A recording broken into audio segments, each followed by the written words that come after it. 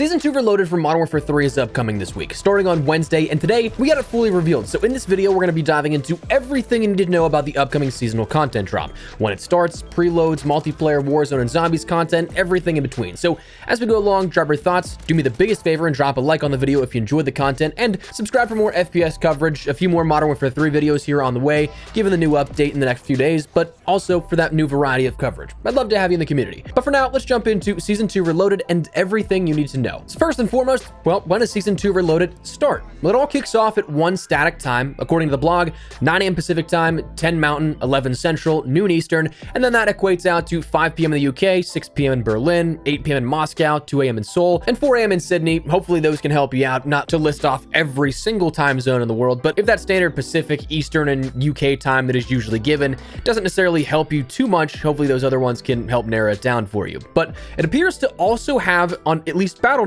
once again, a preload of sorts here for this. I saw some people downloading a new update. I booted up my PC, and with my auto updates on for BattleNet in the background, I now see that my game version says that the pre-release content is downloaded. So that was something that we saw happen with Season 2 as a launch there, but usually we'll also see some stuff about 24 hours out for PlayStation, upwards of 24 hours out. So sometimes it can be 24 exactly, sometimes it can be 12 hours, sometimes it can be like 4 hours. I think Season 2, most recently, the PlayStation preload went out like 4 or 5 hours early. So keep an eye out on that starting as of tomorrow. But let's talk about the content here at this, because we got a decent bit of content coming to multiplayer, zombies, and Warzone, some more than others, but let's talk about it. For multiplayer, firstly, let's start out with something that's going to be universally applied across multiplayer, zombies, and Warzone: new weaponry. As we mentioned in yesterday's video, just a quick rehash, we end up seeing the SOA Subverter battle rifle. That's going to come in a weekly challenge, and then it was confirmed also that the Soul Render melee weapon is indeed going to be a part of that Battle Pass classified sector that unlocks with the update. So you'll have a couple of challenges leading up to that, and then once you complete those, the Soul Render is yours. So 2 new weapons here, 1 battle rifle, 1 melee. No surprise third one. Again, not quite surprised on that one, but I wouldn't have been mad if there was a surprise third one. But the SOA Subverter and Soul Render are your weapons coming with the mid-season update.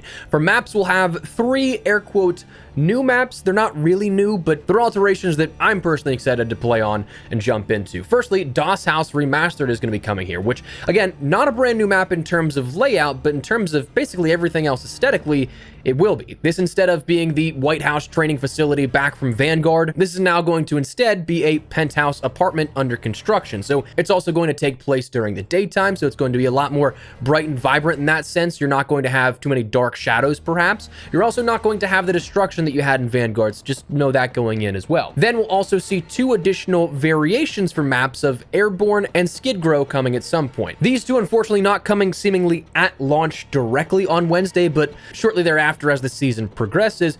But Airborne and Skid Row are going to be variations of Terminal as well as Skid Row. The Airborne variation being like a spore and zombie infected terminal location, something that looks pretty cool, different skybox, different lighting and atmosphere change. And then Skid Row kind of just feels like an end of the world version of Skid Row, where foliage has overtaken the urban environments and fits nicely into that Walking Dead crossover that we had advertised earlier in the season. Some of the actual trailers and everything were on that, but these will be coming along in the Vortex Decay's Realm in-game event playlist, again later on in the season. For the modes, we'll have Bounty, Juggermosh, and Vortex, kind of tying back into that. Bounty is a TDM style mode, but with an HVT for each team, where the player with the most kills will be designated as that HVT. So killing that HVT grants your team more score.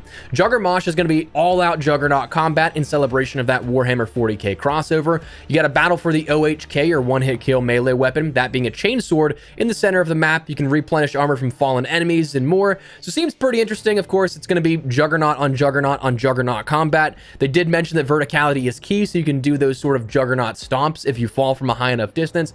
That'll be fun. And again, the Vortex Decay's Realm returns. But the nice part about Vortex this time around is that you're not only going to see those new variations of Airborne and Skid Row, but you're also going to see those other returning ones from Season 1 as well. So Satan's Quarry, Tetanus, and Spore Yard also going to be coming along with all of those there. So that'll be nice to see that sort of, I guess, intermittently come back into the rotation, as I've mentioned before.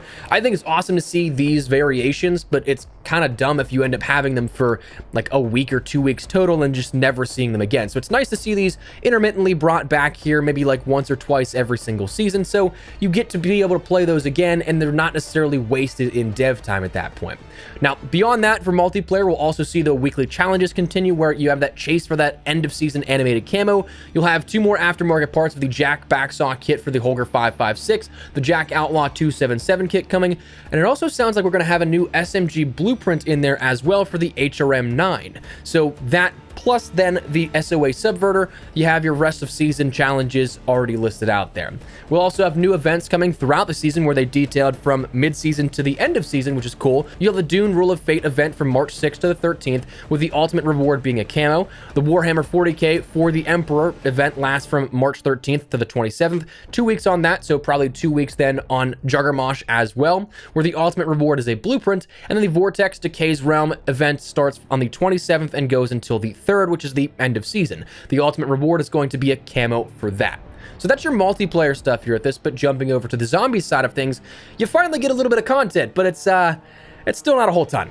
You have a new story mission in the Dark Ether, and it kind of looks like they take places of Al Mazrah's Saeed City points of interest and use those for the Dark Ether in that sense.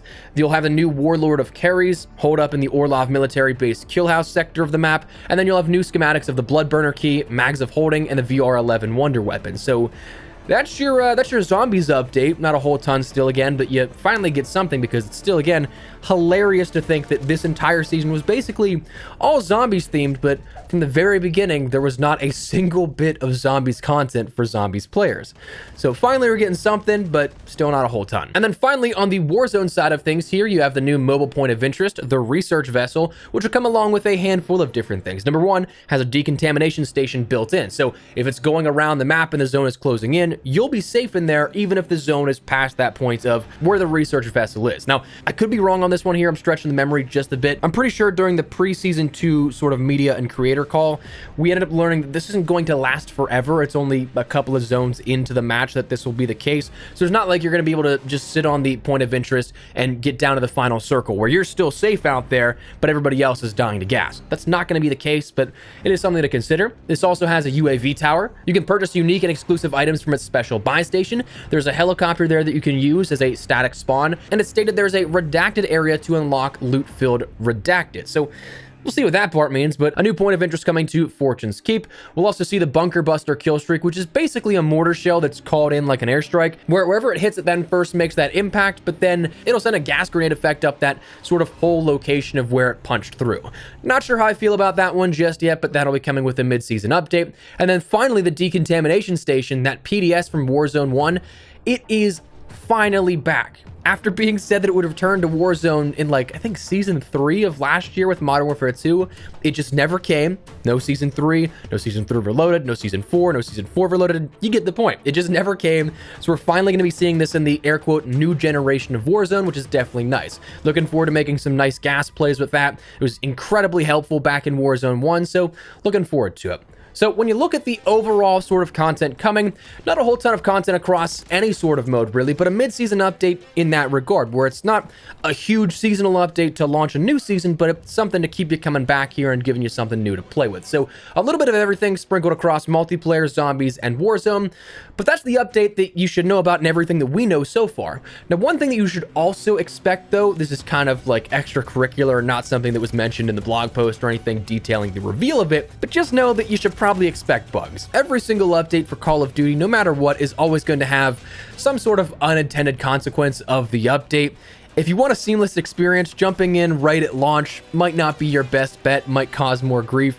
Hopefully this one doesn't have too many problems. Like, I'm hoping this isn't a truly game-breaking update, as we've seen a couple of times already in the last year or so. Like, some seasonal updates have absolutely gone way more swimmingly than others, but there's just never a perfect update. So just know that going into it, that maybe holding off a day or two might not be the worst idea if you want a perfect experience. But anyways, yeah, that's season 2 Reloaded and everything you need to know. So Let me know your thoughts down below. What are you looking forward to? You liking the sound of Season 2 Reloaded's content? Not so much. Whatever the case, drop your thoughts. But if you enjoyed the video, you found it at all insightful, do me a favor and drop a like on it. And if you're new to the channel, make sure you subscribe so you don't miss a single thing regarding all things Modern Warfare 3 Season 2 Reloaded and the coverage here to follow, but also a ton of other stuff. Things like X-Defiant, Gray Zone Warfare, Helldivers 2, all kinds of other stuff here. Really having a blast just trying to branch out and cover a bunch of other stuff that I find interesting, and you can probably tell by the tone here on the content of the channel that I'm having a lot more fun that way, so hopefully you guys enjoy that. But if you'd like to stick around for any of it, make sure that subscribe button. I'd love to have you in the community. But for now,